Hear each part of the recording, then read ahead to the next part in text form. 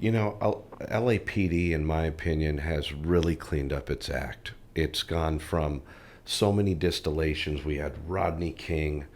We had all these different incidences over the course of the LAPD's history.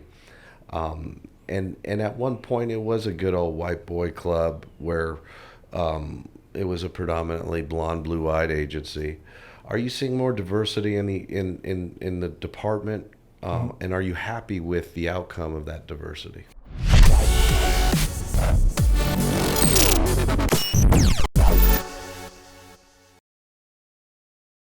Well, absolutely, on both questions. My department has evolved, and anybody who denies that is just a hack who's just espousing propaganda.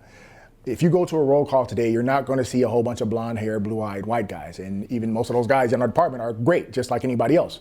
But you're going to see more Hispanics, you're going to see more African Americans. We just had a class graduate where 34% of the class were women, and most of them were people of color, which I think is an incredible achievement. So even in spite of all the anti-police rhetoric, they're still coming to join. And I think that's important and it's needed. So we have many people from the LGBTQ community, we have people from the transgender community, Asians, everybody. So if you came to a roll call, you would see that we have evolved. We're more culturally sensitive than we ever have been and more community oriented than we've ever been. The only thing stopping us from being more impactful with that community building is the anti-police rhetoric that's being embraced not just by the negative exception of media, academia, but also social media and even our politicians. And even our sport athletes. Even our athletes. It's just crazy how many of these guys have police officers who protect them. And then in one fell swoop, because of some idiot officer that puts his knee on the back and kills a man, all of a sudden, now communications cut off. I hate police officers. That's ridiculous. You can't blame me for something that happened 1,000 miles away. That's something that I would not condone and something that I hate that happened.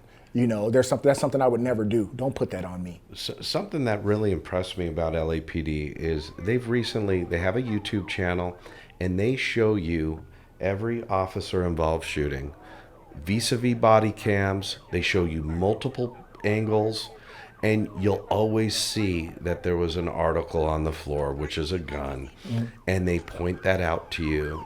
And there's no room for a setup. It's all in live action.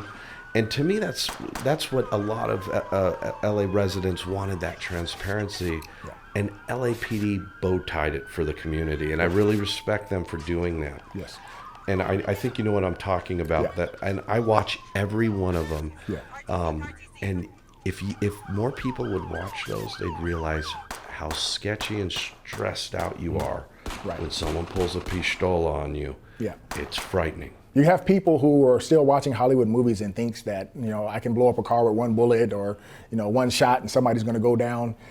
I love those videos. I love the fact that the department I work for is probably the most transparent big city department on the planet, where we do show people the reality of our job. And on top of allowing people to see that, we have shoot, don't shoot scenarios, Citizens Academy, where we invite people. We don't discriminate. We want our detractors to come to the Citizens Academy and put yourself in the shoes of a police officer and see what you would do in that decision, because we always want to default to racism when shootings happen. No, I default to humanity. The reality is, though I'm a big muscular guy, I'm strong, I'm nice with these when I was younger and in shape, and that doesn't matter. It doesn't mean I don't have fears. I'm a human being. And fear is what drives most of these incidents. Now, what separates me from the common community member who's going to say, well, if you're afraid, you shouldn't be a cop. Well, that's a lie. If you're afraid, you have the luxury of running. But I've been trained to push past my fears to complete a goal, which is the actual definition of bravery.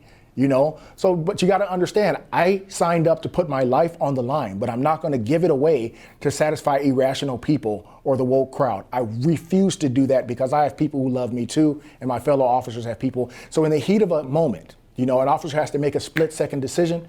The only people that should be judging that for the most part, unless it's obvious like Derek Chauvin or Walter Scott, is somebody with the same level of training and experience, and that's why Graham versus Connor is so important for us right now, with all the vitriol and the demonization of law enforcement.